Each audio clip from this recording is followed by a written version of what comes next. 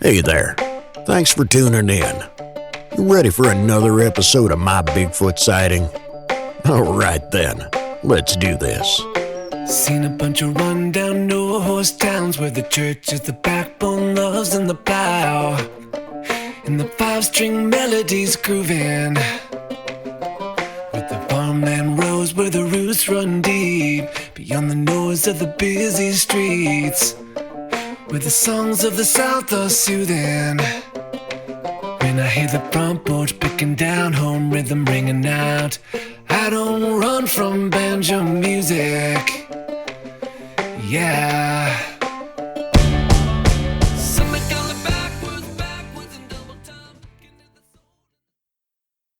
My Bigfoot sighting occurred in August of 1990 in Northern Idaho at the Deer Ridge Fire Lookout Tower.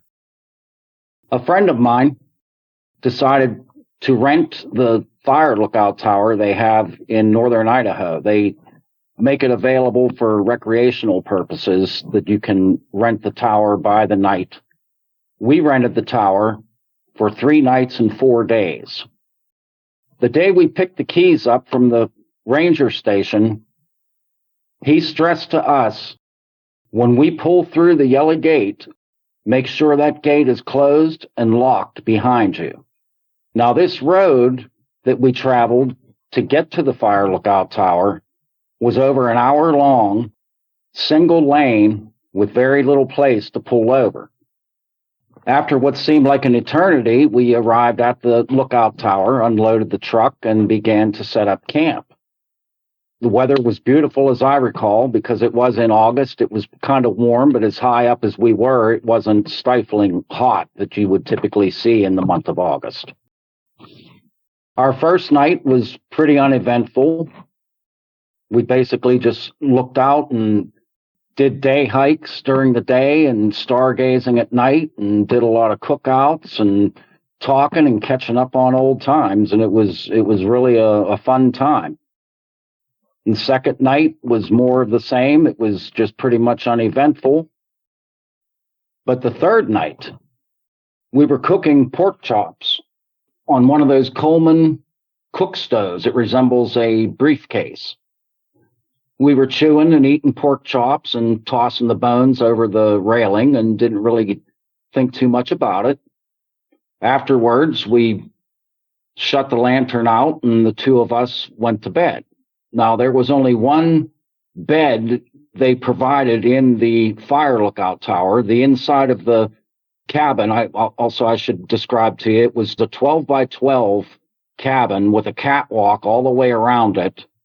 The walls went up to roughly 2.5 feet to 3 feet tall, and then it was glass the rest of the way up, all the way around. They provided a counter, a table, a chair, and a cot that was permanently attached to the floor, and it had dresser drawers under it. I used that, and my friend, he put out an air mattress and a sleeping bag in the center of the cabin, and we turned out the lantern and went to bed. It wasn't very long after that lantern went out, I could feel the tower tremble. It moved. Like you could feel it in your body. It was subtle, but if you could really feel it.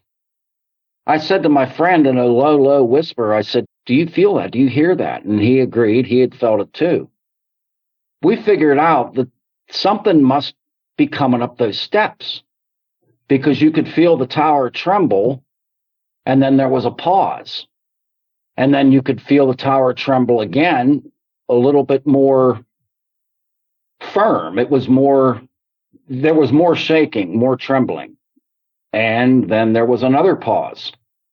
Well, there was only 4 flights of steps that took you up to the catwalk. And whatever was coming up had already came up 2 flights. We feel the tower tremble again. This thing's coming up the 3rd flight. Then we hear it coming up the final flight. And both of us are looking far to the left, where a person of average height, their head would start to appear. It didn't appear there. It appeared far to the right. Far to the right. That blew my mind. I'll never forget that. That blew my mind more than anything. What I'm seeing, the silhouette of a head that's shaped like a football. It shouldn't even be far to the right. It ought to be way over to the left. And I knew whatever's looking in the window is only on the second or third step, and he's already in view. We heard a loud sniffing, smelling like it was trying to take in if we were still in there or if there were more pork chop bones, I assume. That was all I could take. My adrenaline kicked in. I swung my feet over the edge of the cot. I jumped up, cocked a 12-gauge shotgun, 870 Wingmaster, and went right out towards the door. Well, let me tell you, whatever it was that came up there was nowhere near as stealthy going down those steps as it was coming up the steps. I went right out the door, straight to the railing, and leaned over, and whatever came out that bottom was going to get shot. And I'm waiting and waiting, and it never came out the bottom. My friend, he didn't see it come out the bottom.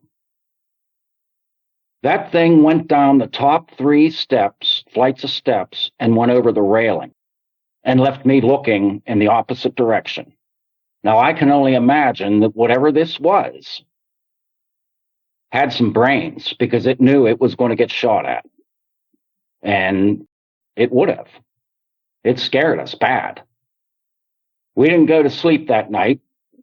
We talked about it, what it could have been. We went through the natural process of elimination. What would be enticed to the smell of cooking pork chop bones? Well, a mountain lion would, but a mountain lion, you would have never felt or heard the thing come up the steps. They're just too stealthy, too lightweight. They did not have the body weight that this did. Well, then we thought, if it's not a mountain lion, what about a bear? Now, a bear would have been heavy enough to make that tower tremble on its climb up the steps, and a bear probably would have even appeared in the glass, in the window where this appeared. But I don't think a bear would have known, if I go out the bottom flight of steps, I'm going to get shot at from above. Whatever knew that had brains. It had intelligence. And it left us there dumbfounded. I mean, we couldn't believe what had just happened. The following day, we packed our things up. I went out and looked where the third flight would have come down and where the railing was, and it was about a 10-foot drop to boulder-strewn ground down below. There were no tracks, no sign of anything. We returned to town, to the ranger station, gave the keys to the forest ranger, and he looked up at us and asked if we had a good time, and I told him, I said, we did. I said, but we had an unusual visitor last night. And that ranger, just by the smirk on his face and the look that he gave me, we weren't the first ones to go there and tell him of such an occurrence. We handed him the keys. He wasn't saying anything. He thanked us, told us to come back.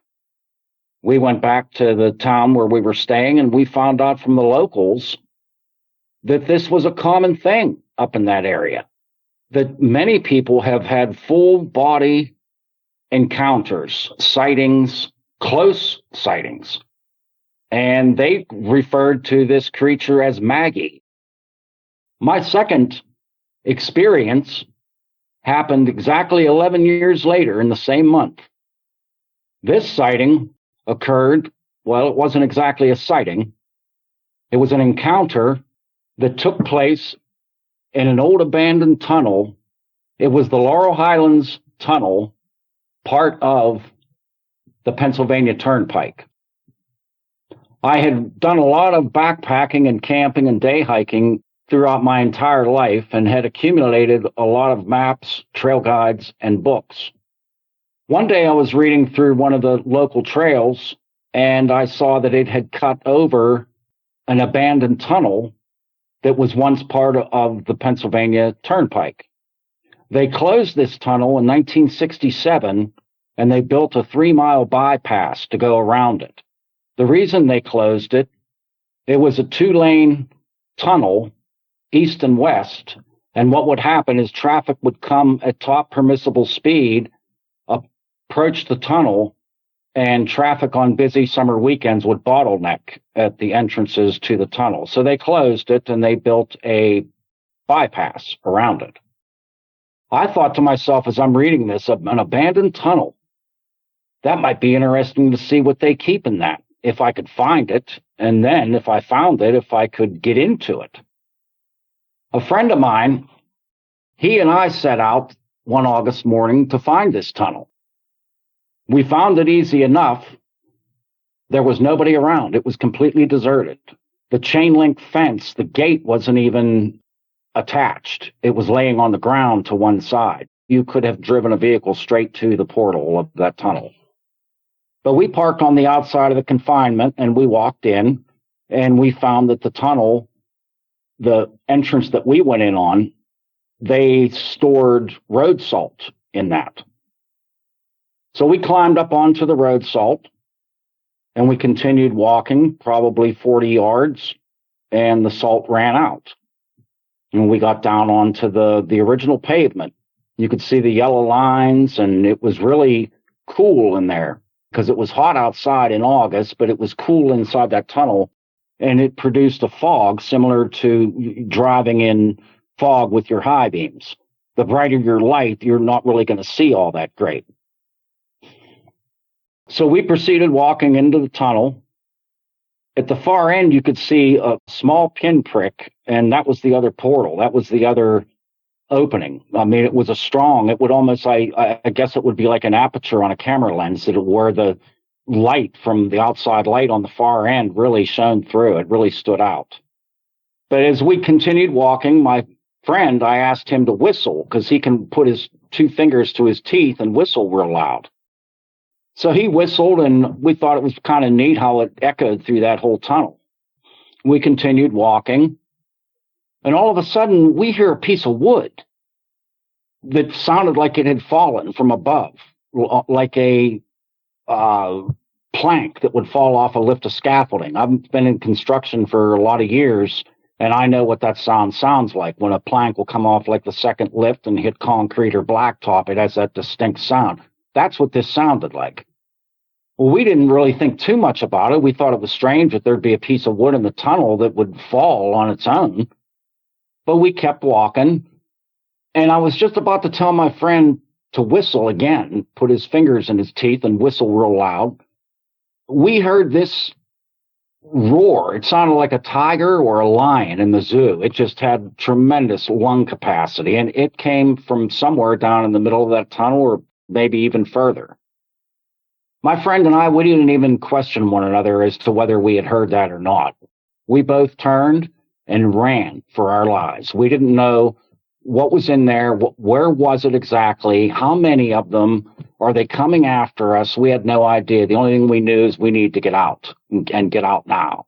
Well, we ran and we got back to that salt.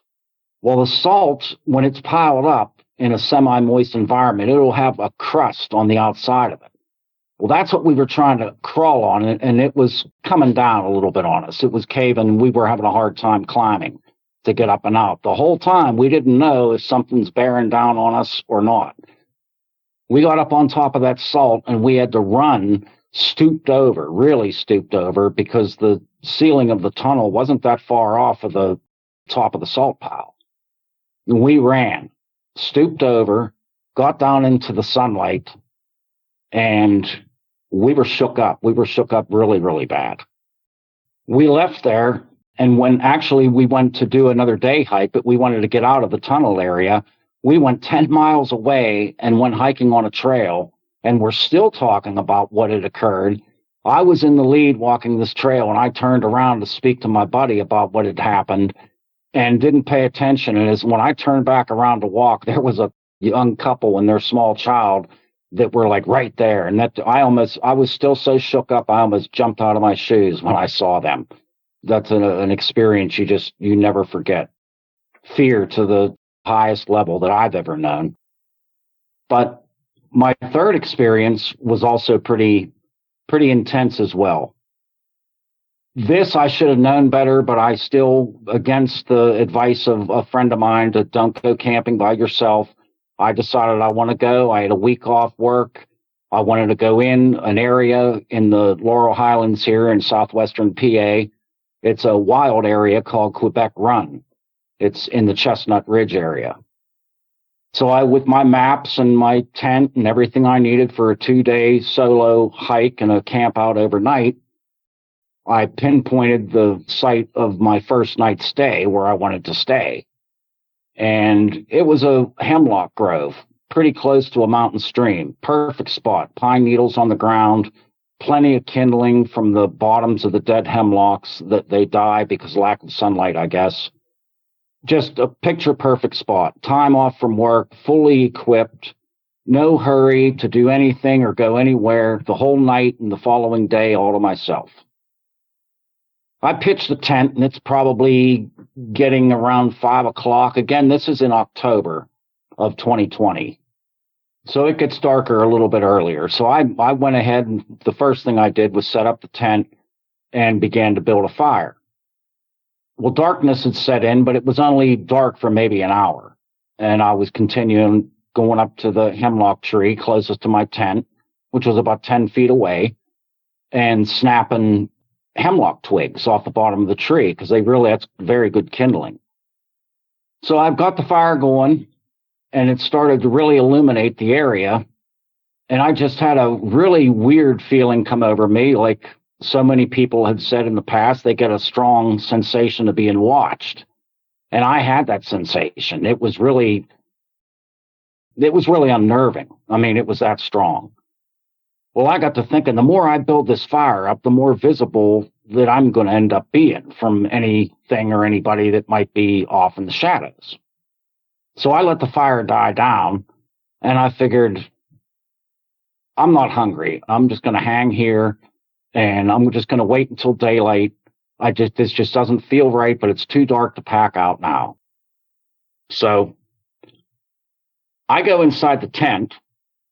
I don't take my boots off, don't get undressed, don't do anything. The air mattress is blown up, and I lay down on my side in a fetal position, and I just pull my mummy bag up over top of me like a comforter. I didn't want to, if I had to get out of there, I didn't want to be, in a tent and then in a sleeping bag with no boots and no pants. And so I was ready to fly at a moment's notice if I had to. Well, it wasn't long after I settled in, I start hearing wood snaps. Sticks being snapped. And it was close. And I'm listening, I'd hear a snap, and something would hit my tent, the top of the tent. I'd hear a snap. 2 seconds later, something with it hit the tent. Snap, tent gets hit. It was a pattern. And I'm thinking, somebody or something's right out my tent here, 10 feet away, snapping twigs and throwing them at my tent. They're snapping these twigs off the very same tree that I was snapping them off of to get my fire going. That was intense.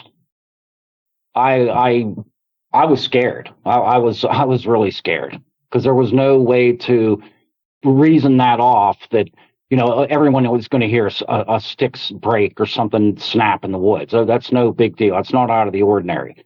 But to hear a stick snap that close to your tent and to have a pattern created to where 2 seconds, 3 seconds at most, and something would hit your tent. That was too much of a pattern. So I'm laying there, not doing anything. I'm doing everything I can to keep quiet and to keep still.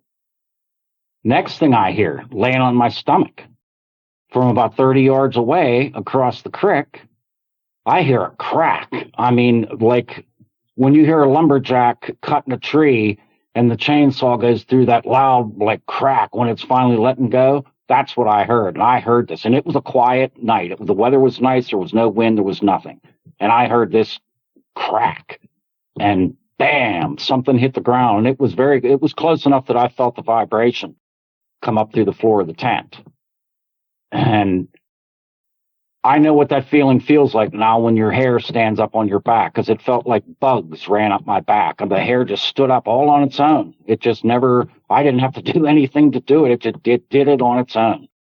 By that time, there was only two things I knew for sure. one, that was stupid for coming out here by myself. And two, I'm not spending a second night here. As soon as it got daylight enough to see, because I never closed my eyes, I never slept a wink for the entire night. As soon as it got daylight, I unzipped the tent and stuck my head out, and I looked, and all around my tent are broken sticks off of that hemlock tree that was 10 feet away. And those sticks were not there the night before because I policed the ground and used what I could find off the ground first where my tent was going to go for kindling to get my fire started. And then I started snapping them off the hemlock tree right there. That was all it took for me. In record time, I had that tent down, stuffed into the bag. I didn't wipe the dirt off the stakes. I didn't care how my sleeping bag went back in the stuffed sack. I think I even had my boots on. They were tied because I never took them off from the night before. It was more than I would never. I've never been camping since. I've never gone back out and camp by myself. It truly was a very scary experience. But since my third experience in Quebec Run, I've had the opportunity to buy a piece of property up here in Acme, Pennsylvania, that my brother had, and it came equipped with a small retail store. And being an avid Bigfoot enthusiast for 30 to 40 years, I'd acquired quite a few chainsaw carvings and different memorabilia, stickers, pins, pocket knives, the like. And I thought, boy, wouldn't this store be a dandy place to open up Chestnut Ridge's first Bigfoot store? And that's what I did last year in 2022, January. I bought the property and had my grand opening Memorial Day of last year. What I offer is a lot of handmade items, but I also offer your typical novelty items that you'd see at different Bigfoot conferences. But the hours are now weekends only, 10 a.m. to 6 p.m. The phone number for that store is 724-833-8060. And again, my name is Bill, and I'd like to talk with anybody who's also had an encounter or an experience. It helps to talk to people that can relate instead of just talking to someone that looks at you and I'm done wasting my breath because this person doesn't even believe me. There's a lot to be said about sharing your encounters with other people. And anyone out there who has had an encounter, I would encourage you to do so. Well, that's it for tonight's show. If you've had a Bigfoot sighting and would like to be a guest, please go to mybigfootsighting.com and let us know. Thanks for listening. Have a great night. Seen a bunch of rundown no-horse towns where the church is the backbone, loves in the plow, and the five-string melodies grooving, with the farmland rows where the roots run deep, beyond the noise of the busy streets, where the songs of the South are soothing. When I hear the front porch picking down, home rhythm ringing out, I don't run from